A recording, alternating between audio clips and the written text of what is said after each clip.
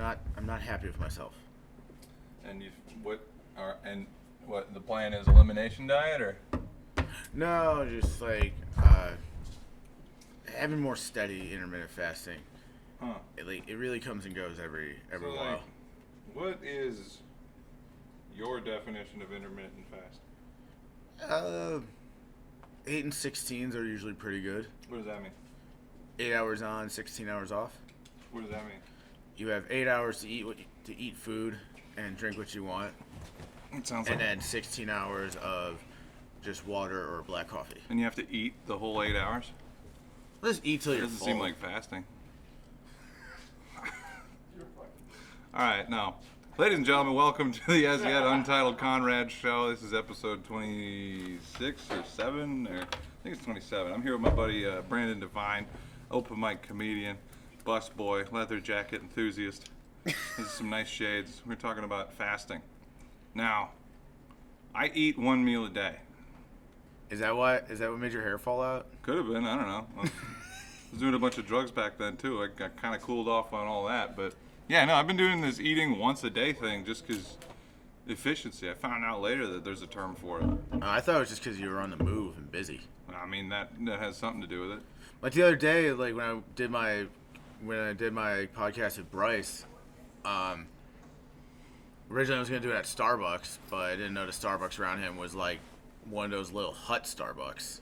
See, the problem that I've been bumping into recording these things in public is copyright infringement. And I'm not trying to get paid off any of this stuff, so that doesn't really matter to me, but like, out of the 25 episodes that we have, I think there's like 2 or 3 that aren't flagged. Flagged for what? Copyright infringement. Really? Yeah, because you can hear, I mean, this is a field mic. You can hear what's going on in the background. I mean, I've even gotten flagged performing other people's songs on live streams. Like that I can see. I remember. How, dude? Their algorithm is that good? Oh yeah, dude. AI is Bob Dylan is in the fucking metaverse. Bro, I've had this. People over? I've been a diehard fan of The Matrix since I was like 9 years old, and I am convinced. Since when it came out. You know that people who made that are trans now, right? Dude, I've known that since like high school. They're the It was always just like, cool. When are they gonna make another one? Right. Yeah. Right. That's kind of. I thought it was interesting when both of them became trans. That was one that I thought was really interesting. Are they twins or? No, they're just brothers. They're just regular brothers. Just regular brothers, now regular sisters. They hate their dad. Maybe they hate their mom. Maybe it was their grandfather. Yeah. Who knows? I'm asking you because you seem like a repository for that type of information. I mean, I don't know. I'm not deep enough on the autism spectrum to perfectly know everybody's backstory. I know like little bits and pieces about some people's, I guess. But like, yeah, I mean, I was one of those people that, I was so excited for the 4th Matrix movie. I was bummed when it was only one of that. When it was only, I think it was Atlanta making it, and I was really bummed because I was like, why can't both of them make it? It's just her. But I respected it. I was like, at least one of them's involved. It'll still be good. And then it turned into what it was, and it was entertaining, but it wasn't that good. I kind of got off board. It's like when he jacks out of the Matrix and he's on that desert planet, and then the Force still works. No, it's true. It's true. And then how many layers are this? And then the Klingons come down. I didn't remember that part. Oh, I remember that part very clearly. Yeah. Spock came down. I don't know. I need to get more in. I've been. I definitely need to watch more Next Generation. I have not really gotten that deep into Star Trek. What in your mind is the worst movie ever made? That's a really good question. I think it's Cheaper by the Dozen too. Really? I enjoyed that movie. Well, that was fun. Okay. This is back in VCR days. I had to watch that movie over and over and over again because it was the only thing we had. I've always hated the butterfly. I hated Steve Martin. I've always hated the butterfly effect. Yeah? That movie Ashton Kutcher? I love Ashton Kutcher, but that movie always sucked. Never liked it. I don't know if I could think off the top of my head. I'd probably have to think of one, and then it's going to come to me like in 2 hours, and I'll text you. Like, this movie is terrible. Ed Wood. I've walked out of a handful of movies. Really? Me and my brother, we walked out of that movie Cop Out that Kevin James made with Bruce Willis. Okay. That wasn't that good. That sucks. Exodius Gods and Kings. Walked out of that one just because, like, 20 minutes in, I was just like, I don't know what's going on, and this seems like it sucked. Yeah. Can't think off the top of my head, but I walked. Speaking of the Wachowskis, Cloud Atlas. Yeah, I couldn't. I made about 20 minutes into that one. I was seems like a movie made by a trans person. Like, it seems just a movie made by like someone who really wanted to make like. Every nerd wants to make deep, amazing science fiction movies. Yeah, but and then you get like the budget and the money to do it, and then you just and then I think so many realize like this should just be animation. Well, yeah. There's so many there's so much sci-fi that should just be animation, and then it would be so much better. Like like Totoro, or like Totoro. Yeah, no, I mean like there's shout stuff out to animated. Miyazaki winning his second Academy Award. Did you see the real life Avatar? Was that bad or? I saw the movie. I didn't see it in theaters. I remember watching it in my bed one morning. I woke up and I just grabbed my laptop and I just laid there and watched it. And I remember thinking like I think that was one of the first times like that was when I was like still in high school, like towards the end of high school. Hold on. Holding on. Let me make sure I got some room. Room on what? On my phone here. Oh man, syncing this up is gonna suck dick. Alright. At least you know more about this stuff than I do. I don't know anything about syncing or linking or binking. Well, there's a fast way to do stuff, and then there's the way that I do it. Yep. Like right now, I don't know. You've known me for a while. I've got access to way nicer stuff than I have right now. It's just that, I'm using the stuff that I'm using now because I can fit it all in a bag. That's true. Like, podcast in a bag is... Yeah. Like, I think that could be the name. Whenever I see like a... I think that should be the name. I don't want a podcast in a bag. Podcast in a bag is... It's not going to be in a bag forever, though. Like... But it has links to your roots. That's true. Well, I mean, it's not my roots, actually. Like, this podcast started, like, 8 years ago. I was hanging out with this one kid, and then it got weird. Like, after a conversation. It was kind of like I was trying to do the Joey Diaz It got weird after, I was trying to do... I licked his ass. Well, that's about where it went. So, like, I was trying to do, like, the Joey Diaz thing where it's just like, I'm sitting across the table from this kid, and then I'm going to smoke weed until he can't fucking talk. And then he thought that was just an elaborate ruse to try to get with him. Yeah. After one episode, yeah. After one episode, he's just like, "You want to make out?" I'm like, "No, dude. Shit. Just want to do the podcast." I'm like, "What?" Yeah, but I used to think girls weren't like that, and then I kind of realized they are like that. What? That like if you're a guy and you're hanging out with a lot of girls, we still going? Yeah, we're going. Okay. Then, like, if you're a guy and you're, like, hanging out with a girl, that, like, so many of them just think, like, is this guy trying to get with me? Is this her? Instead of, like, sometimes it generally can happen. You could just hang out with, like, you could be a guy and you could hang out with a girl and you could just be homies. Yeah, you could do that. I mean, that's what me and my homie, Nikki, we're like that. We're just friends. Her and I literally flew to Denver, like, separately to go to a concert together because we love South Park so much. Y'all saw a South Park concert? Did you? Like, no one knew about that concert. Best concert I've ever been to so far. Well, one of them. How many concerts have you been to? A lot. Good. Well, not a lot. Good amount. All right. If you want to talk about worst concert I've ever been to, Motley Crue. Yeah, I could see that. Motley Crue 2015 fucking sucked. Tommy Lee didn't even play. Really? Yeah. That sucks. But Alice Cooper opened the show, and it was great. And also, Alice Cooper can hang.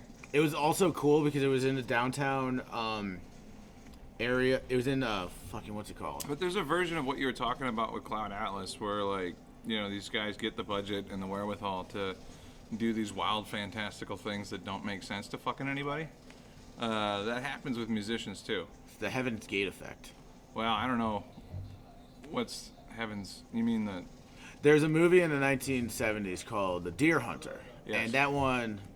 bunch of Academy Awards. Best Picture, Best Director, Best Supporting Actor, I think, for Walk-In. And it was a big, big hit. Yep. And the director, Michael Cimino, afterwards was given, like, you know, he had just won Best Director. So, like, naturally he was, like, doors, like, so many doors were open to him. Be like, you basically can do whatever you want. Right, yeah. So he did this project, this movie called Heaven's Gate, which was, like, this big budget, like, personal, like, art, like, movie he did. Like, Yeah. I can't remember. What's, like, a good example of one of those turning out? What's It's an example of, like, one of those where, like, the guy does the project that he's been wanting to do his whole life, and it actually resonates with everybody? King Kong, All right. 2005. Well, King Kong's a pretty basic story. But Peter Jackson, I read that was like, you know, his childhood love. Was That's King what he Kong. wanted. Okay, That was so- like King Kong was like what got him into like wanting to make movies and stuff yeah, like that. but I would argue that, all right, King Kong. That was, dude. King Kong was so. Was Cloud Atlas like based off a book or something? I think so. Okay. There had to be something like that. It's all That this and stuff like, that he's like, it's just like, all right, here's a good story. Let's try to fuck it up as little as we can. well, I think like there's definitely like a lot of people that want to like, you know, translate good anime movies into like a live action movie. Like I've seen Akira has been long sought after in Hollywood to be made, and apparently I think Taika Waititi is supposedly going to be the one to actually do it, but who knows if that's going to turn out good. I did not see Alita Battle Angel, but I heard it was fucking really good. Yeah. Good. Robert Rodriguez is also a fucking amazing director. He made Spy Kids. Yeah. Yeah. Like, he made all other amazing movies, but like, Well, no, but, like- he also made Spy Kids 2, The Island of Lost Dreams, which is like, The shittiest CGI. If you look back, dude, it does not age well at all. dude, you look back at so It many looks things like that they don't age well. Nickelodeon, dude. It's fucking, yeah. Almost makes you wonder if you should even get excited about anything that's happening now.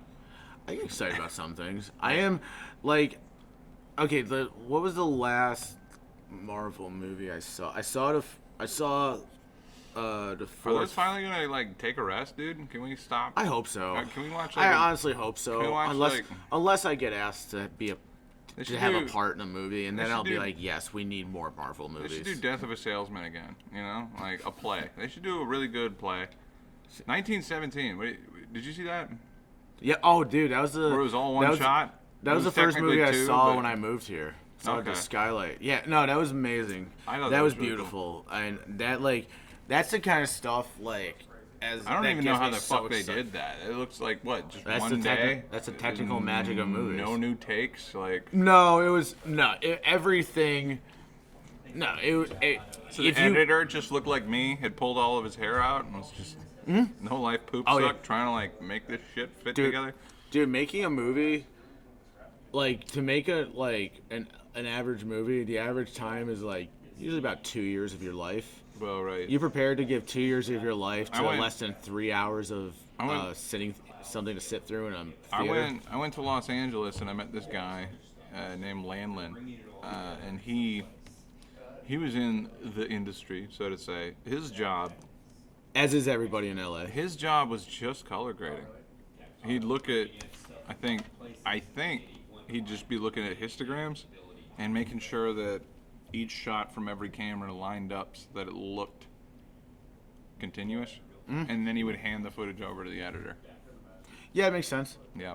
There's like there's on like a studio level movie, there's hundreds of people working, like so many different jobs, Yeah. stuff like that. I'm trying to figure out, like, how do I break into that type of thing without Homie, I've been trying to formal figure it out. education? Homie, I've been trying to figure that out for like 13, 14 years now. I think you just have to do everything yourself. Networking is the big key, which I'm terrible at. Yeah. I don't know how to do it. I'm trying to learn how to do it.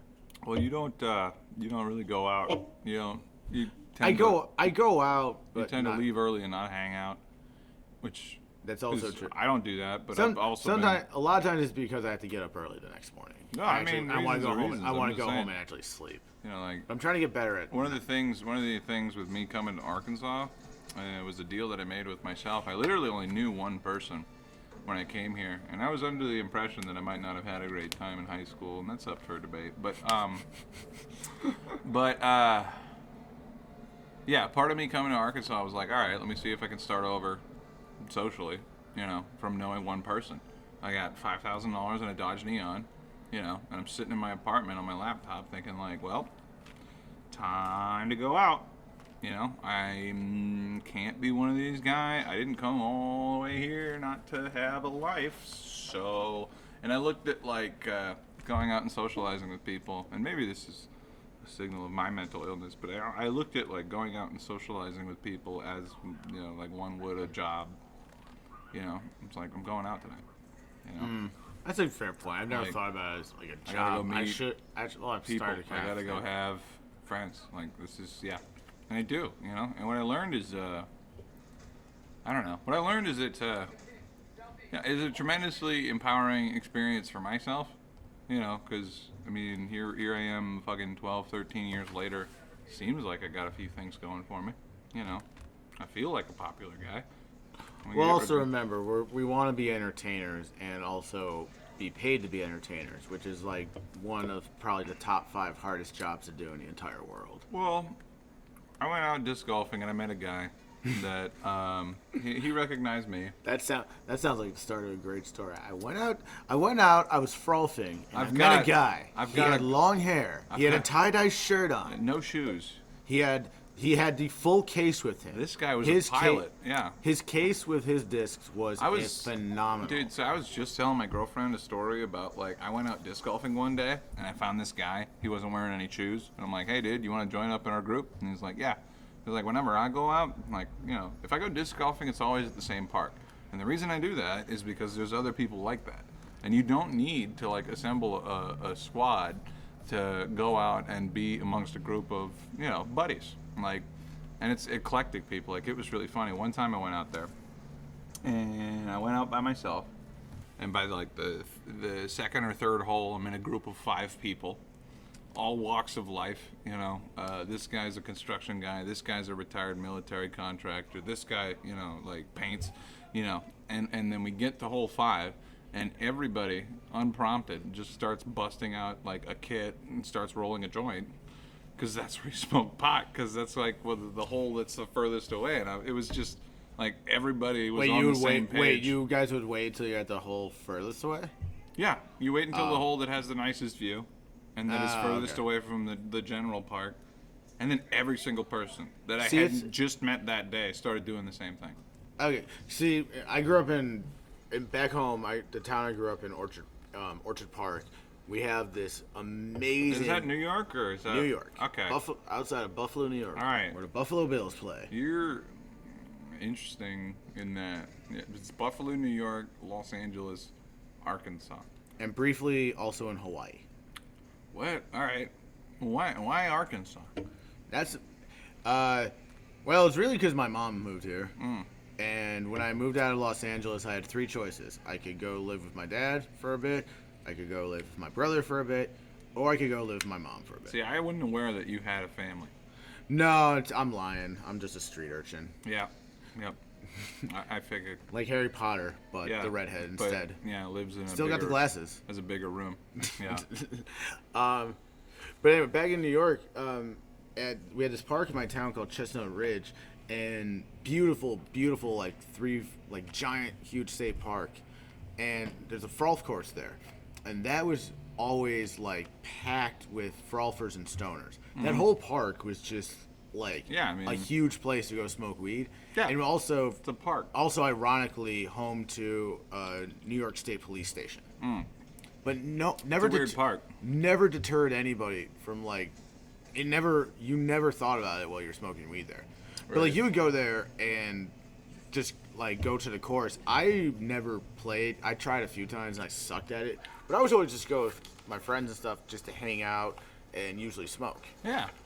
But we would just smoke everywhere. There was no waiting to a certain hole. There is you just smoke everywhere. See, there was this cool. I remember this one cool part where like these people. It's like a cool, I guess, almost art piece where they took like hundreds of bottle caps and like stuck them into the ground. It was kind of like a floor somewhere in like the middle of the middle of the woods. You just stumble across on the course. And then one time, I think it was when we were still in high school, me and my friends were there, and we were at a hole waiting for somebody in front of us, and this guy just let one rip, and he got a hole in one. And he was fucking excited. Hell yeah, dude. So pumped. Has all signed his disc. I'm pretty sure he lit a joint and passed it around. And it was this guy was so happy. That's a good day. Yeah, I mean, remember, hole in one is a good day. I grew up playing frisbee golf, and I grew up playing frisbee, which is a weird thing, you know. Like, I really grew up playing hockey, and then I found something that was like less contact, and yeah, like I spent a lot of time like frisbee golfing at the park. There's this one guy that stood out to me. He had a lot of problems, substance issues. Usually, most frisbee golfers have some form of substance abuse. Like the type of guy that could get strung out on kratom, you know, like really just just somebody who's itching to ruin their life any way that they can. I think we saw one of those at open mic at Nomads the other week. Wow, we normally do. Depends who. I don't know. But I remember this guy. He threw a disc. He was right-handed. He threw a disc and it landed in a sewer grate. Yep. So did it like go right in like a coin into a coin slot? I don't know. I mean, probably something like that. But the interesting part of the story is that he's trying to lift up the sewer grate. Him and a friend and buddy like drops it or whatever, and he shreds his throwing hand. Yeah, like bad. So what's this guy do? Still takes a chuck. He learns left-handed. Yeah, son. He learns with his non-dominant hand. And I bumped into him at around like this time, and this fucking weird majestic hippie was like, he was able to like consistently, like not a hole in one, but if we hung out with him for another couple of days, he might have. What happened to his hand? What do you mean?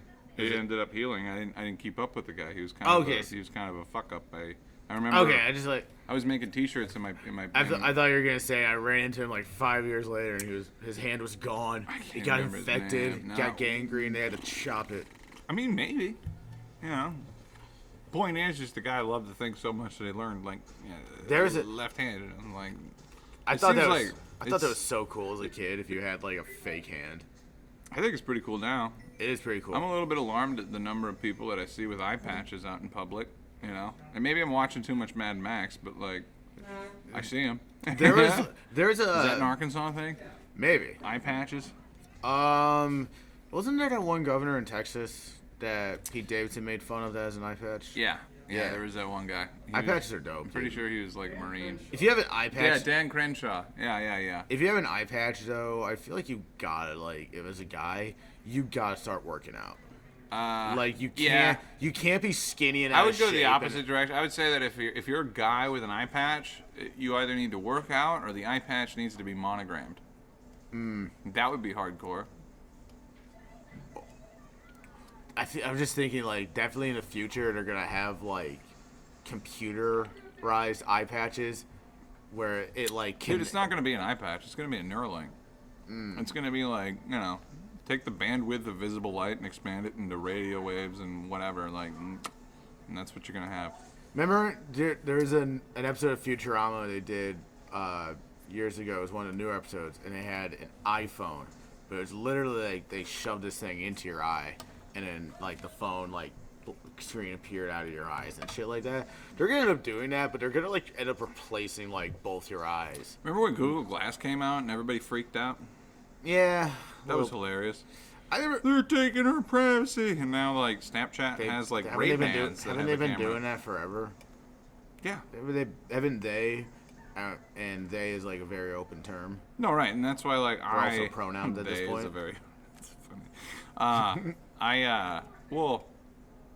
That's one of the things I'm trying to do with the podcast is get out in front of it, you know. Anything that I say and or do that is a fireable offense, you know, here it is. Dude. Published. I was listening to... Please hire me. I was listening to Matt and Shane's Secret podcast. Yeah, that's a good one. The other day, and just, they were talking about, like, guys, you know, still at our level, like, you're definitely a higher level than me in comedy, and then I'm still like way down here, but we're still like kind of at like beginner. It's still not bullshit, yeah.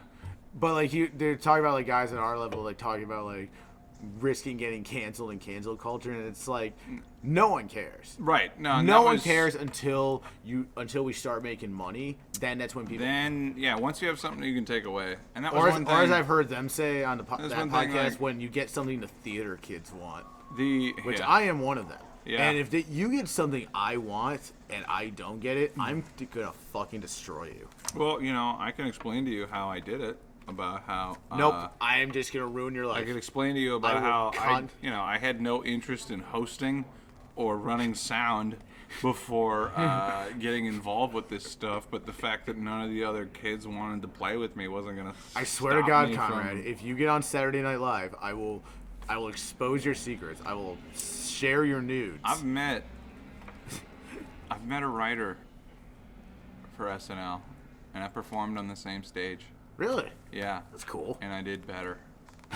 I did. Like, at least that night, dude. And I don't want to sound like I'm tooting my own horn, dude. Like, yeah, no, I don't, like, every time I go to these big metropolitan areas and I see what everybody's fucking, like, foaming at the mouth about, I'm not impressed.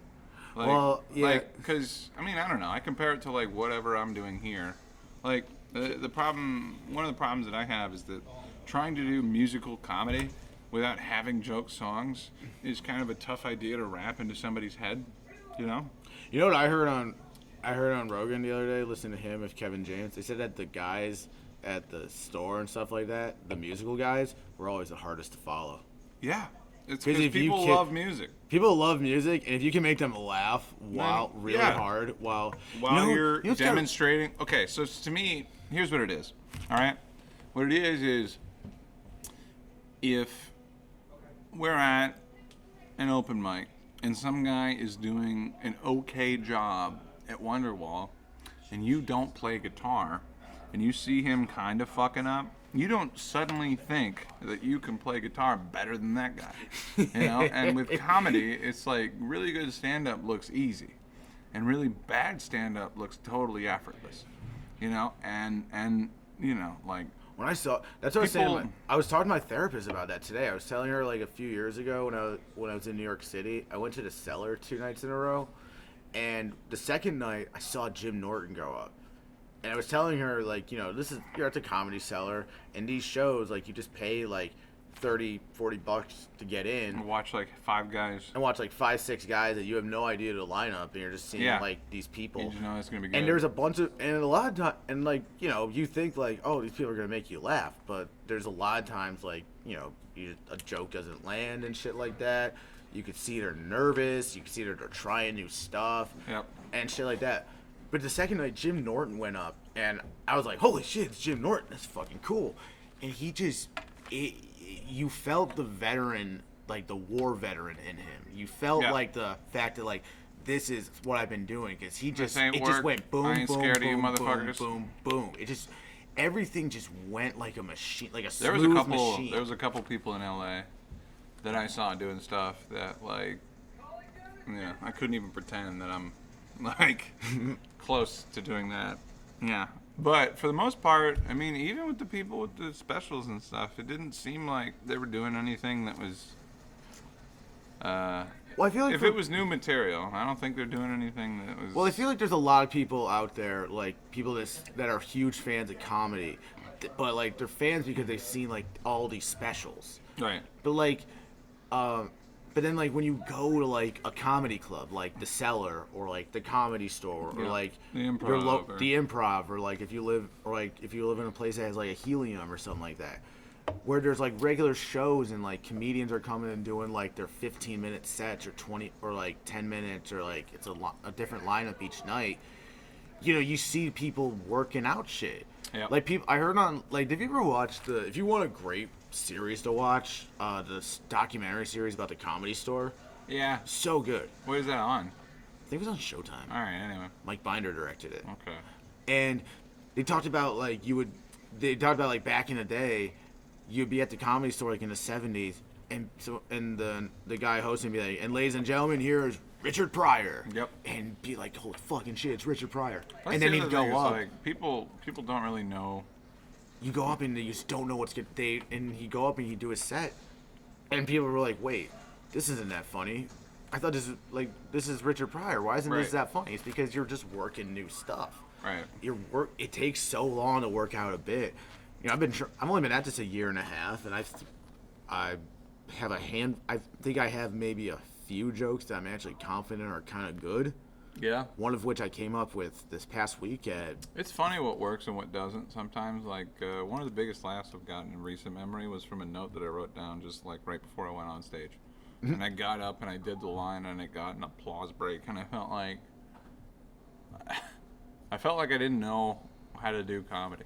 Because it was like, this was this thing that took no effort at all, and it fucking hit well enough that people are clapping, and it, like, you know, what about all this other stuff, you know? I wish I knew what people wanted. I feel like it. I mean, last week in Nomads, the only laugh I got was like I made a joke about Mitch McConnell, and then all the college girls went, woo!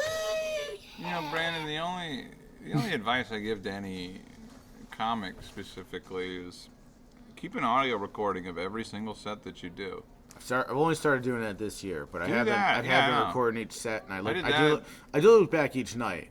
I'm saying, if you listen back to that a few times each night, and you are honest with yourself about when people are quiet and when they're not, and you have low self-esteem, then that's the other thing is like the audience, even at open mics, like know when like you have no confidence in yourself. Everybody knows that. Everybody knows that. So many nights. Everybody can pick up on that subconsciously. That's the difference between like being comfortable on stage and not being comfortable on stage. Like, stage fright's a natural thing. It is. But like, if as a musician, like, if you're gonna play Wonderwall for the first time in front of people, and you really did beat the shit out of that song 10,000 times in your living room, you know, you'll be nervous because everybody's looking at you, but then you'll get 30 seconds in and realize, I know how to do this. Comedy is the same. Comedy is the same, it's just that you can't get all that time in because you have to practice your instrument in front of people, like a fucking psychopath. I don't even think Noel played Wonderwall 10,000 times. Right. Well, I mean, it's like 1,000 times or whatever. You can prepare for it. The only reason you get stage fright as an entertainer is because you're not prepared, you know? Well, it's also like the nervousness of you want to do good. Like, you want... Like, so as a comedian, it's like you want to do better each night. I felt that way every time before I did play or a movie. Each consecutive night to be like the best night of your life. Oh, absolutely. And it doesn't always stack up that way. No, it usually doesn't. No, because it's also like you just don't. Every audience is different each and every night. Yeah. Which is cool, but also sucks. No, I mean that's the challenge. Because you wish that it could be like when you finally have like a really good night, you wish like, oh, it's the audience. You kind of sometimes think in your head like, oh, it's the audience. I'll tell you what that is, dude. What it is like you get a good 5 minutes, and you beat the shit out of it here, and everybody knows what joke you're gonna say, and it's not gonna work, and then you go out of town an hour on your first showcase or whatever, and it's like all the weights are off. These guys don't know who I am. All this stuff is gonna work and then you have the added confidence of like, all right, I know that this is gonna work, and that's contagious, you know. And that's the thing that only really comes like with comedy. It only really comes after you've been doing it for longer than a decade. I don't want that. I want success now. No, you don't, Brandon, because that'll ruin your life. You don't even know who you are yet. Like, I want my Lamborghini. I want the chicks in the bikinis. You want to be Eazy-E. I already have the sunglasses. Yeah. Well, here's what I'm saying here. Dude, no, like, I would fuck if I had that. I would be so terrified. I would have the biggest meltdown so quickly. I'll put it like this: it's like I've never met a guy who played guitar for 2 years that was bitching about how come he wasn't getting booked. Because it's really easy for that guy to go see who's getting paid to play guitar and understand what he is not doing that person is doing. You know? Comedy is so subjective that there's a lot. I mean, when it comes to entertainment industry, there's no one way in. Everybody, like, it not only relies on your talent, it also relies on the people you know. Sometimes, and a lot of times, something just relies on, like, fucking sheer luck, dude. Yeah, okay, so, like, what if it didn't? What would you have to do as Brandon Devine if nobody was going to hire you to act, nobody was going to hire you for a gig, nobody was going to help you run anything? What would you have to do to continue to do that? And then, That's a good point. Well, right. That's kind of what I feel like I'm doing. That's a great question. That's kind of what I feel like I'm doing. And, like, imagine I was in one of these big cities with all the opportunity, It's tough. Well, wouldn't everything that I know how to do now be complementary to that effort? Absolutely. Wouldn't that be an asset? Well, isn't one's life experience in general like an asset to their future? One of my problems, if you use it right. One of my problems as a graphic designer working for somebody else is that they hired me because I know what I'm doing, because I have the experience to produce this thing, and then I hand it to them, and then they say that it's inadequate, and then I have to make the same fucking thing 5 times. I would so much rather work for myself where, there's no line for failure, for success. The audio doesn't need to be 100% synced up. Most of these fucking people are listening to us, and we are not that pretty. Like, Speak for yourself. And the other thing is that, like, whenever you do work for yourself, you can be done with something. You can make the painting, and that's it. You don't have another person, like, looking over your shoulder, like, change that. And it's like, I would so much rather work for myself on any kind of quote-unquote showbiz thing because that way, like, I could just do it for the reasons that I like doing it. People ask me, it's like, what's the podcast about? And it's like, well, what is Seinfeld about? What is, Larry King about? What is, like, I'm just trying to talk to the most interesting people that I can, have a fun conversation, and hope that, anybody listening at work or on the commute or whatever, continues to do it. Art's usually supposed to expand and grow, especially in a medium like this now, where the podcast game is definitely changing the world and stuff like that. What it is most is podcasts are getting more. Yeah, there's like Hollywood, and then there's like start your own station, right? And the start your own station shit is like, can I get another shot in a beer, Brian? Yeah, give me a second. All right, I don't know how long you're gonna be dead. Anyway, okay.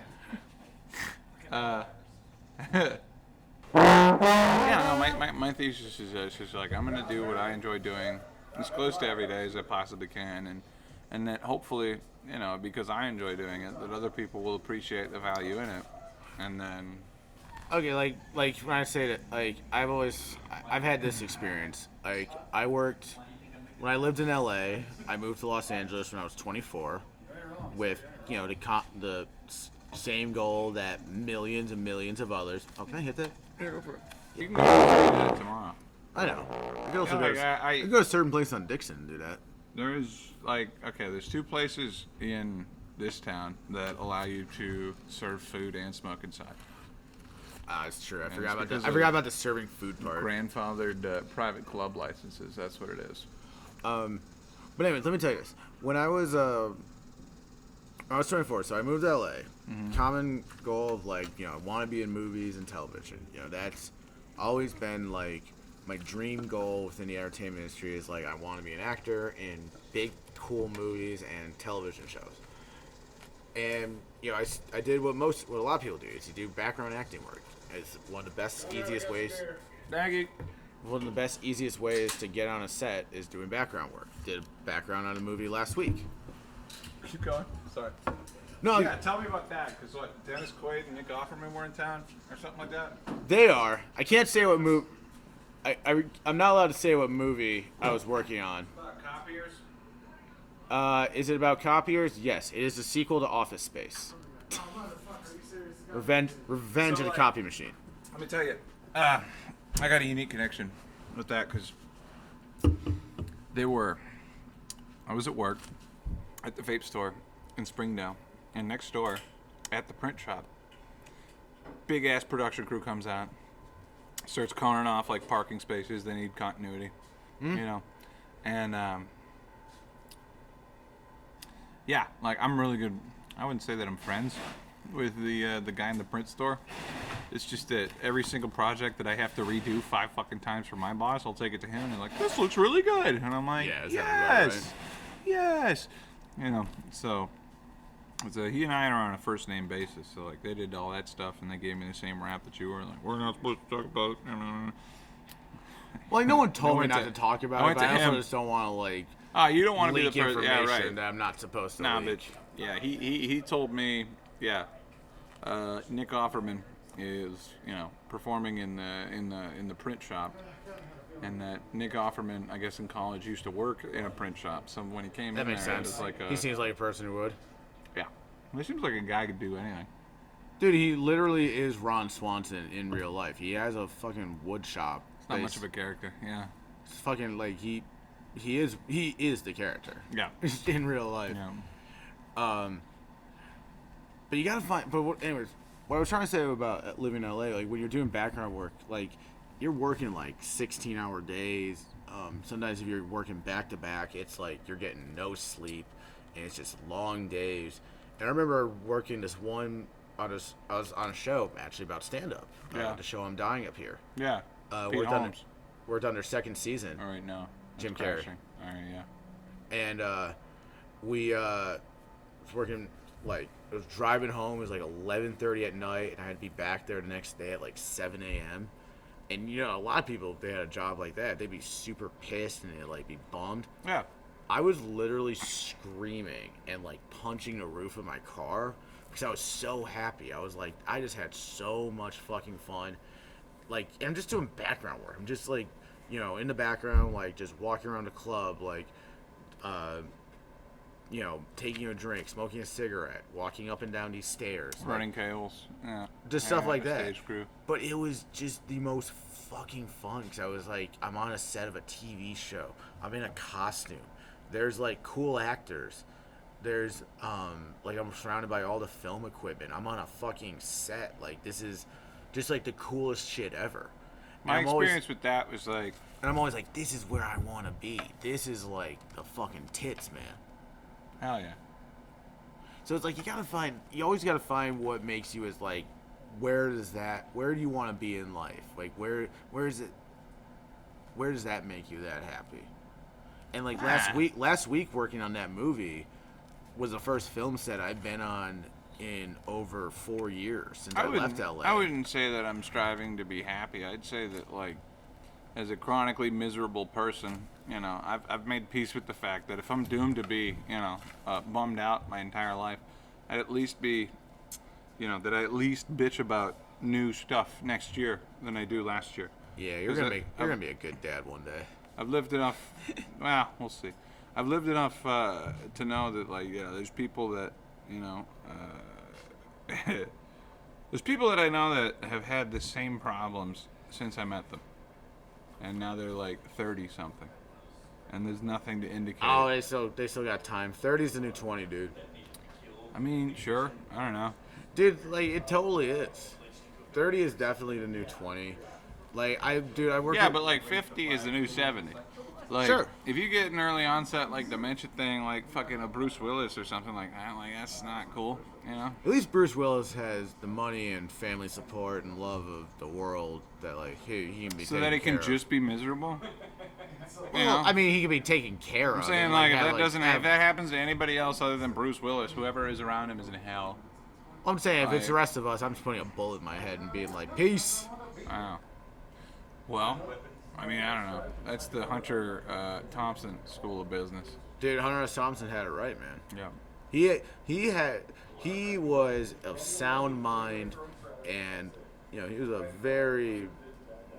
smart man. I mean, yeah. Probably just didn't save up enough to retire, so he shot himself. I don't know. No, he apparently was always saying that that was how he wanted to go out, was like suicide somehow, like shooting himself with a shotgun or whatever. Mouthful of dynamite. Mouthful of dynamite would be why, because then you would have to sit there and wait, and like you would just like the anticipation. And then, like, last second you throw it out and then it blows up and you're fucked. Yeah, it's like even if you throw the dynamite at the last second, like you're still fucked. It's still dynamite. Yeah. Well, like, if you heard... If you threw dynamite in this parking lot right now, I mean, you all these windows would shatter. So you seem We'd like feel it. you seem like the type of guy that would have watched this movie. You see the documentary about all of the people that jumped off the Golden Gate Bridge? No, but that sounds awesome. It's pretty fun romp. Yeah, it's a pretty fun jaunt. But like every single person that survived had the same like first thought as soon as they jumped off the bridge. They're like, "I've made a huge mistake. Yep. Fuck." There's, you hear that from like I have Every single survivor. I've heard that from from other suicide survivors. Most of the people that try to do that immediately regret it as soon as they walk off, and then they just have to, which is kind of funny. I think. If you survive, you can laugh about it. Like, If you no, survive, you wait, can wait, laugh wait. about it later. Maybe, I don't know. I mean, I grew up in Buffalo. People. There was one guy that I hoped would have a sense of humor in the documentary, but because like he hit the water, he broke all of his bones, and then a seal carried him to shore. Imagine if remember Grizzly Man? Yeah. Imagine if Grizzly Man survived, and like he would just like if he survived. If he was still just an intolerable.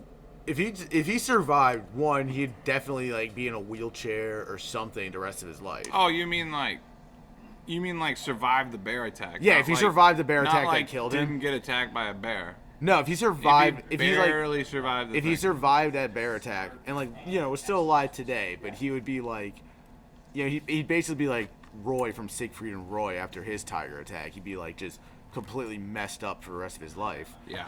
But like, hopefully, he would have a sense of humor about it, being like, Hopefully. yeah, maybe I shouldn't have been, Fucking thinking with 400-pound cats. yeah, maybe they look cute, but maybe I should have just gotten a dog. Maybe I should have just gotten a cat. You think Siegfried and Roy put on the same show with a dog? That would be crazy. With a couple golden retrievers. Yeah. Sticking your head inside of one's head. That would be funny. Yeah. What if they did it, but it was a dog from the first Harry Potter movie, the dog with the 3 heads. Ah, yeah, Cerberus. Fluffy. Yeah, well. Fluffy. Yeah, I guess that'd be a pretty interesting show. What house would you be in I hope not Hogwarts? Hufflepuff, dude. You think so? No, I hope You not. never took the Pottermore I think quiz? it's obviously Slytherin. Did you take the Pottermore quiz online? No, bro. Dude, I took that years ago. Dude, they're just And I got exactly the one I- information, dude. I got exactly the one I wanted. I'm a Ravenclaw for life, homie. Okay, yeah. Fuck. No, I am not Gryffindor. I am not dude. Like battle time comes, I am like running the other way. I am terrified. That's You ever? good. Okay, you ever see? Remember in you saw the Star Wars, the old ones with the prequels, like 2005. Yeah, All yeah. right, remember in Revenge of the Sith, The old ones? the old ones. The new ones. They're always new ones. They're new ones to us. The new ones from the 2000s. I remember those cartoons. Yeah. I remember the cartoon series from the guy who made Dexter's Lab, and you could just feel like the darkness and like the sadness of Soviet Union within the cartoons. Really? Dude, it was awesome. It was a rad series, but guess, like it wow. was so weird. Looking at that, I guess that would make some kind of sense. You know, his sister's a ballerina. Yeah, no, yeah, dark. Well, yeah, like he made Dexter's Lab, he made Samurai Jack. All right. But anyways, in Revenge of the Sith, during the Battle of Kashyyyk, the Wookiee planet, there was like Yoda was up in like this tower type thing, like looking at maps and like kind of running the battle from there. I'd be that guy. I'd be up in the tower. I'd be like trying to like help and shit like that and be feel like like- creative. I feel like the but I'm only not reason- gonna be out there on a fucking battlefield. Well, I Fuck feel like that. the only reason Yoda's in the rear with the gear is because he's demonstrated some value on the front. I have some value behind the scenes. I can Alright. I can draw a map. That's good. I can be creative with the battle plans, but I can't like actually execute the battle plans. That's like, That's a critical part of any plan. dude, it's like how there's like a bunch of nerds like running plays on like NFL for like NFL players. Yeah. Like they're coming up with like complex Yeah, like the different new, plays. The new coach for the for the Dolphins looks like I don't know, like an IT like he'd never Like played a kid football who in his life. like a kid who was clearly beat up by the football players in high school. Probably. Or maybe he had like a brother who was into it and he just wasn't. I don't know. Yeah, that's that Moneyball shit. Anyway, we're at about, what are we at? 50 minutes? 50 minutes. 50 minutes. Oh my goodness. What time is it? Almost 3 o'clock, probably. I still got some time. I was gonna say, where are you going to work? I gotta go back. I gotta go walk-ons All right, in Rogers. in Rogers. Can you drop me off at home in Springdale? Um, It's on the way. I mean, I wasn't gonna leave until like 4. Actually, I can leave early. I don't know. I mean, where do you live? Is it I live Fayetteville? across the street. Oh, fuck. Wow. Perfect. Easy. All right. Yeah, I can. Actually, I can go to work early. Well, I don't know. Make you the employee of the month on X. If you just give me a few minutes so I can run back across the street, I just gotta change my clothes and stuff like Yeah, that. no, go ahead. I mean, I'll hang out here. I just don't have a car for the next week. That's why I was wondering. Like, I texted you. I'm like, because I got here and I was like, I don't see your car. I'm dropping out. Yeah, I dropped my car off at the body shop this morning.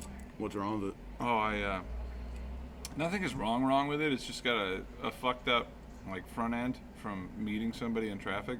And then I've had a piece of collision, like duct tape as a headlight for 5 months.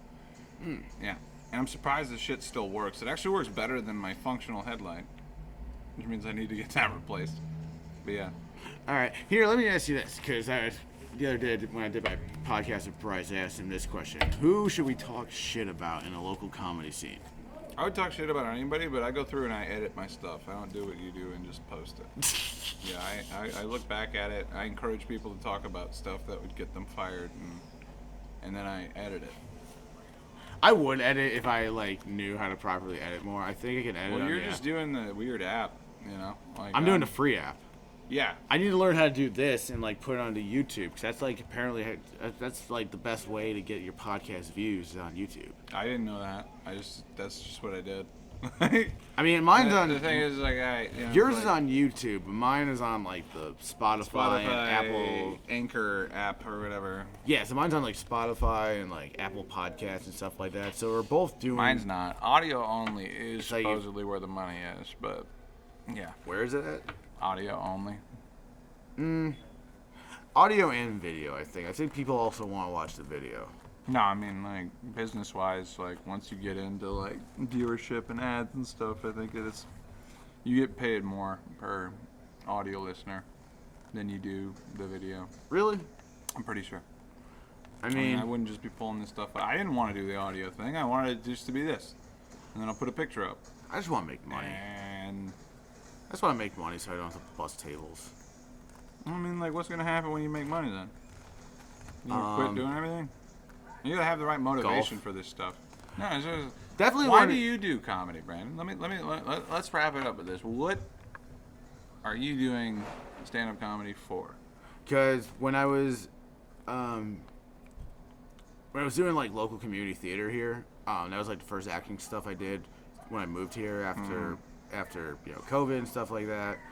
Was doing local community theater, having so much fun. Because acting was always like the first thing that got me in entertainment. It's like I did theater all throughout high school.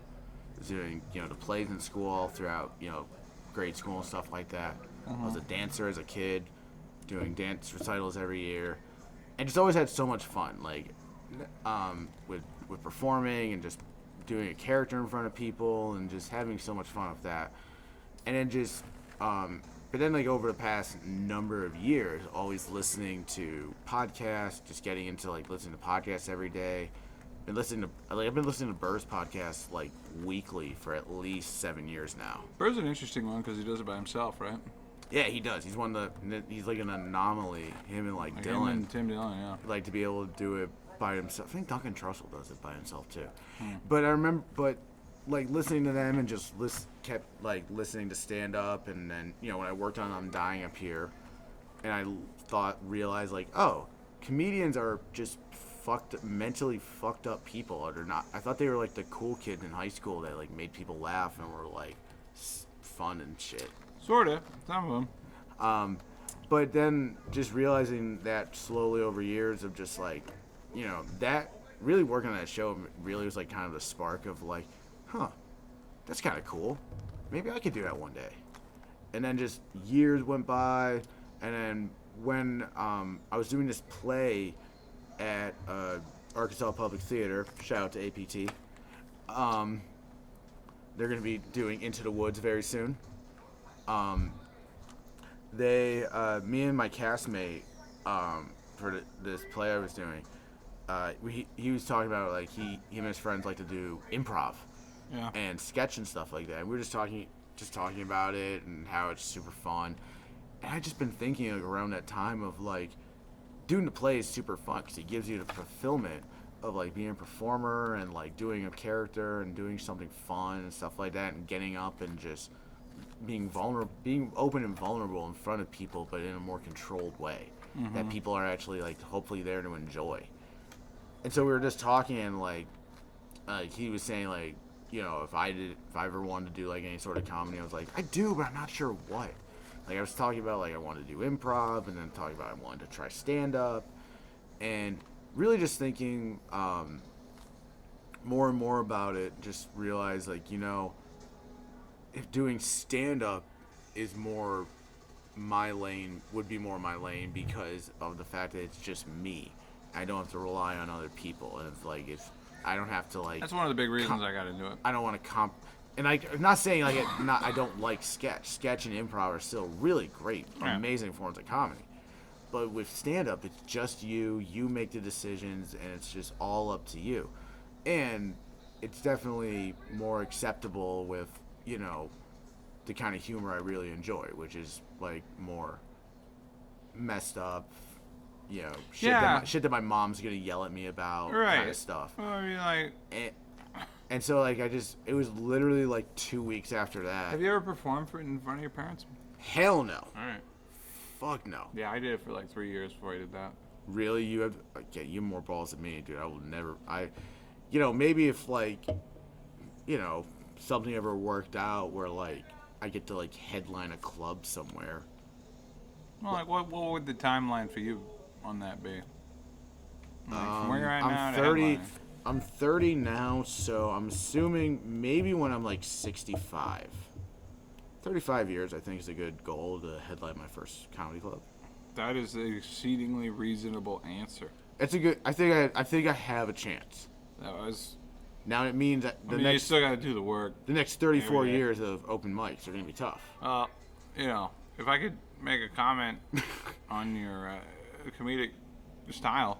You always do. I do. I appreciate it. I feel like I have to. You know? Yeah. I appreciate it. Well, you know, so other people just lie and say good set or nothing at all. And No, most people when they tell me I was fine up there, I'm like, I know well, you're you've been just doing this being- for longer than a year right now, so I can tell you anything, and you're still gonna come back and fucking do it, right? Yeah, the day I don't, you'll probably find me. You'll probably be worried about me. Thinking, Yeah, like, no, I will. But like, I don't know. I mean, like, the process that worked for me is the only thing I'd recommend to people. You know, I would tell people to be themselves, but I've met enough people to know that that's not a good advice either. Sometimes we don't want people to be themselves. Sometimes we want them to be like, I meant amateur performers. Not that you're one of those guys. who? What? Jesus. And you know, yeah, like they didn't even wait until they were actually successful. They just went for it. But I have not tried one of those jokes yet. No, no, I think I have. Yeah, I know you have. The thing is, I never see you on stage talking about yourself. It seems like every time you're on stage, you're taking a thing that people like and shitting all over it.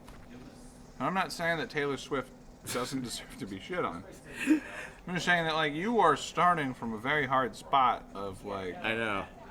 taking something that people like and shitting. I'm just repeating myself. No, Yeah, it's like, true. No, it's a fair point. That It's is like, hard. it's- You know, like that's the like One of the things that I used to make jokes like that. You One of know? my coworkers last night, she was saying she wanted plastic surgery. She was saying that she wanted plastic surgery, and my one manager was like, "No, what are you talking about? You're perfect. You don't need to change anything about yourself." And I interrupted like, "Nah, fuck that, dude. You need to change everything about yourself." Yeah, no, you got it. Yeah. And she's like, "Fuck you, You Brandon." really like your nose? Really? No. Well, okay. No, but that's like a situational thing. I guess like I know, and that's definitely where my mental illness or my disorder or my superpower, I don't know, Greta Thunberg called her autism a superpower, and it pissed me off. Seems like it's working for her. It pissed me off because I'm like, she is right about so many things, probably. Yeah. But it's just like, why does it have to come out of her mouth? Okay, yeah. Well, right. No. Why can't it come out of like Margot Robbie's mouth? Yeah. How come it Then can't? I would listen. Some more. person that I like. Yeah. Some person that's attractive, and doesn't look like they lived under a bridge. Greta Thunberg, everybody. Well, But it's no. That's why like one of my jokes from Thursday night. The wonderful Rob B. Yeah. Gave me some good advice on, and he really liked it. And he said you should do more jokes like that. And I am like slowly learning that. Like to well, it's a process. It's just that, like, another one is Parker Lewis. He gave me some good advice a number of weeks ago of like, if I'm gonna try and take people on a journey, I guess, of like going to these dark subject matters. you need to make them like you first. Like me first, but Yeah. also don't just like take them there, then Right. take them somewhere else. Yeah. Take them there and let them explore for a couple more reason. lines. Yeah. I don't know. So it's a learning process. I mean, I'm only been at this a year and a half. Right. And I am like really trying to learn of like how to get the audience to laugh, how to still be myself and do the things I like. Well, And just and you don't learn, ever talk about yourself on stage. You mentioned that you have autism, and then you because talk I about haven't why well Taylor because I Swift haven't is figured gay. out how. Or Okay, whatever. to be fair, I don't think I've done a Taylor Swift joke for at least 4 months. I'm just throwing out. But it's true because I haven't figured out Let's like replace Taylor Swift with anything that anybody likes. my boarding school. Like Yeah. I haven't because I just don't know. Like I've tried writing jokes about boarding school and like the things I did at Gow and my friends and experiences, but I just don't know like how to put them in the right form for a 5-minute stand-up set. Like my one story, like I always laugh about the story of boarding school when my headmaster caught 2 students sucking each other off in the woods. That's a great story. Yeah. But I just don't know how to condense it into a short Yeah, enough. you gotta figure out how. I've Well, been trying that. well, yeah. So And like, there's stories like that. Well, Like that's like the thing I like to is- think of myself as a great storyteller.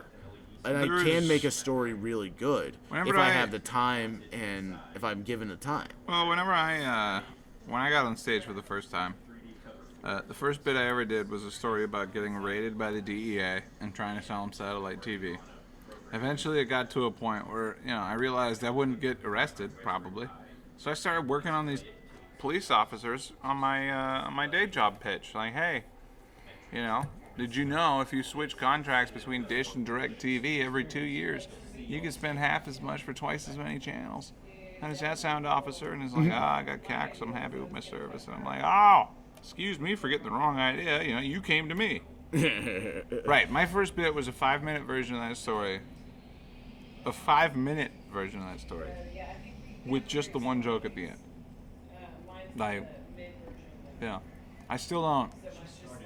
I don't do that story, but once every blue moon, I guess you could say.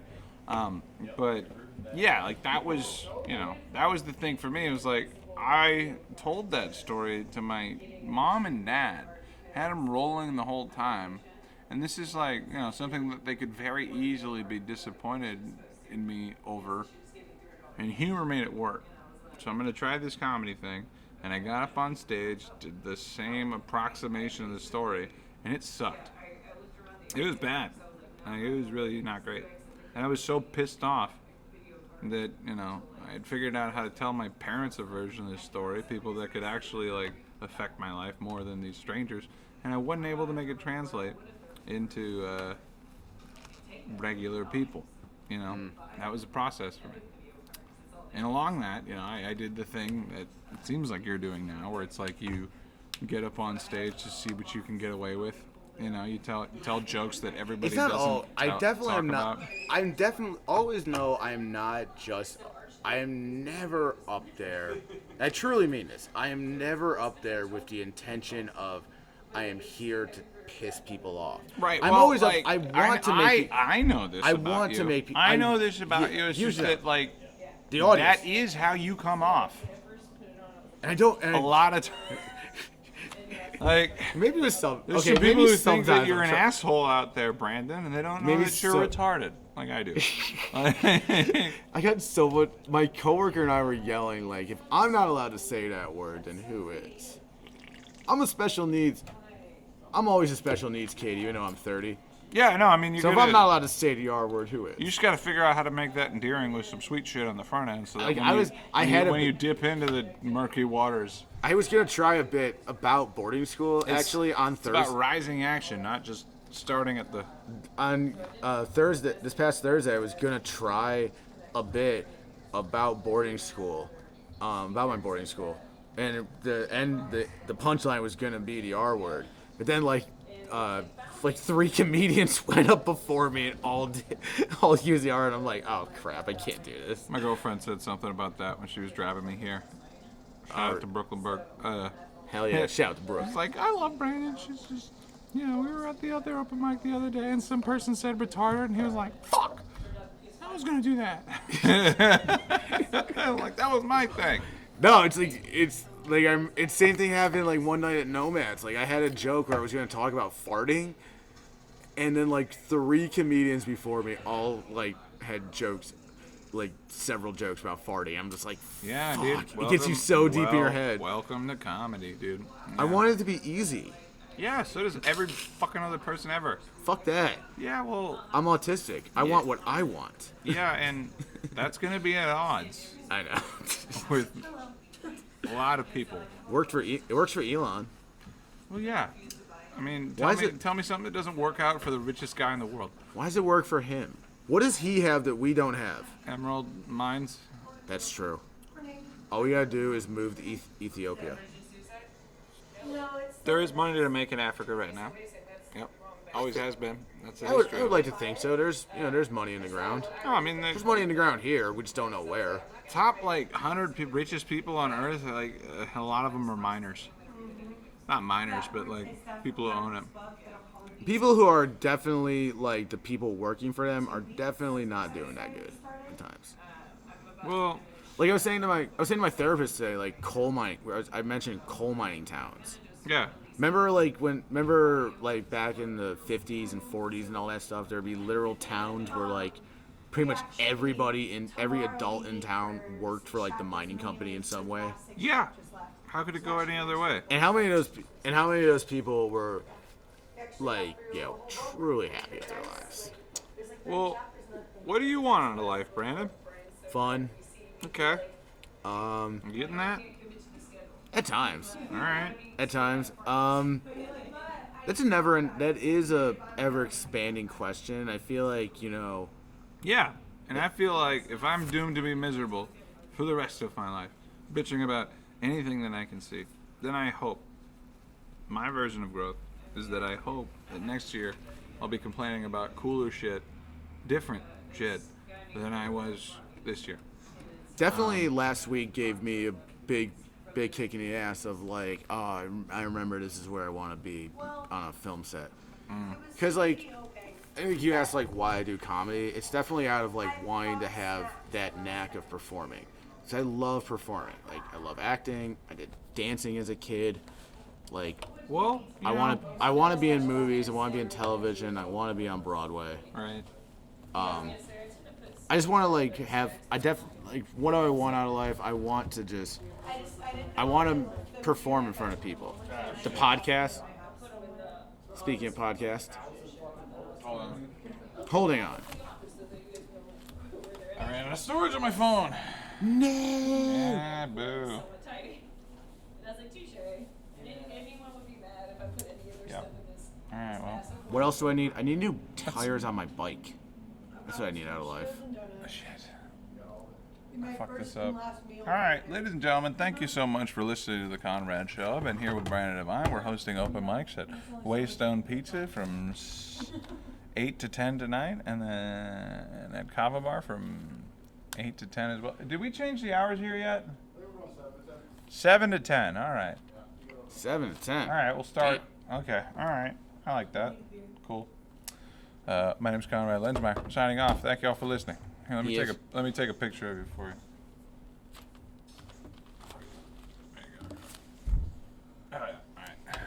Wait, if I'm driving you to your place, who's driving you back?